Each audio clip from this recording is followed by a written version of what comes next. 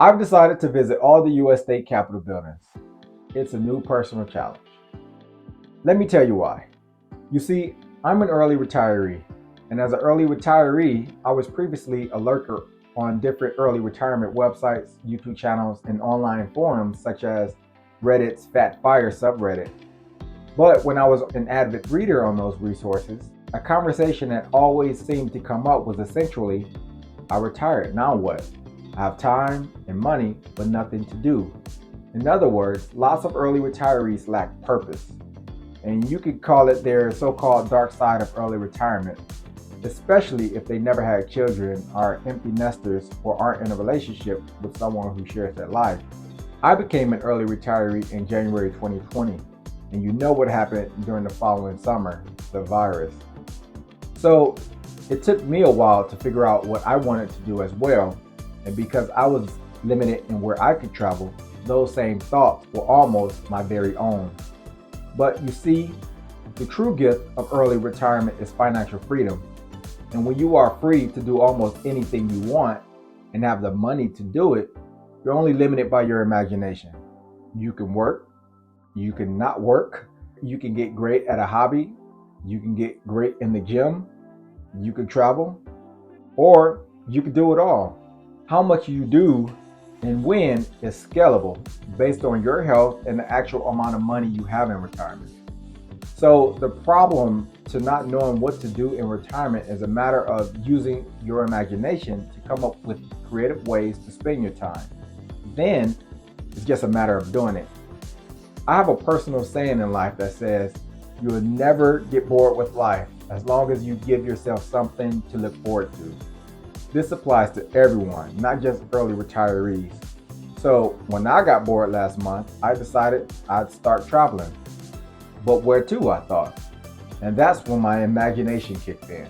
I asked myself, if I were working as a management consultant for a big three firm, which is something I always wanted to do, what will my life look like? I started thinking some more. Perhaps they'll send me to work on different projects in different cities all over the United States, and I'd live in hotels, and I'd be gone for about a week at a time, and I'd still be responsible for eating healthy on the road and maintaining my fitness. So, crazy me said to myself, man, this is exciting. Challenge accepted. I don't have to work for a management consulting firm to live the life as a management consultant. I have time, I have money, and I have the flexibility to do it. So then the next thought was, but where do I go? Then the idea dawned on me. I always wanted to visit every state in the United States, and that was my start. Then I said to myself, what better way to visit every state in the union than to plot a journey that visits all the US Capitol buildings? I mean, I could have started traveling internationally, but I've always thought to myself that there's a lot of traveling I can do as a US citizen here at home before spending a bunch of money outside of my own country.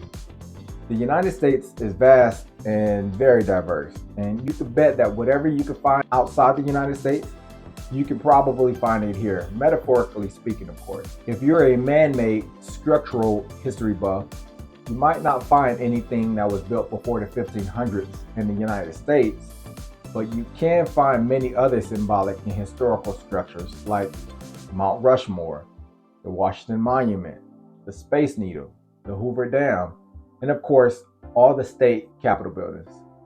Anyway, if we take advantage of different places we can visit within our own countries first and use a bit of our imagination, we have an unlimited number of places we can visit without spending much money. How much we spend when traveling depends on how fast we want to get there, what we decide to do and eat once we get there, and where we're willing to sleep.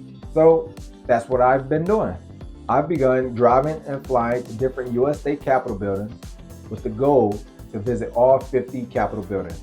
When I feel like it, I take a weekly drive or fly in the evenings or weekends to a different state so I can visit its capitol building. My goal for my capitol building hunt, as my friend likes to call it, is to take selfies outside and in front of the building and inside under its rotunda if it has one.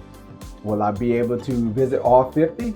If you subscribe to the channel, you'll be able to find out. So far, I visited Georgia, Alabama, Florida, Nevada, California, and a few other states. But I realized that if I don't document it, I'll probably just forget about them. And I don't want to do that. I also figured that a lot of other people may have similar goals to visit each of the US state capitals. So I decided that I'll share all my journeys and I'll do the video documentation here. I think it's a cool way to educate others and, more importantly, be able to look back at all the places I've gone and maybe inspire some early retirees to do the same. So if seeing the inside and outside of each of the US state capitals is something that also interests you, be sure to subscribe to my channel. I'll try to make my journey educational, entertaining, and fun. And as a side note, if visiting all the US state capitol buildings is something that you wanted to do and you have time but maybe a limited budget, or just want to do it as a road trip, you should check out Dr. Olson's road optimization blog.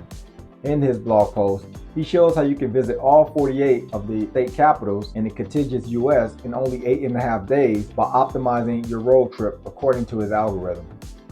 In the meantime, now that you know that you're only limited by your own imagination, please go out and do something. Plan a trip to see all the US capitals.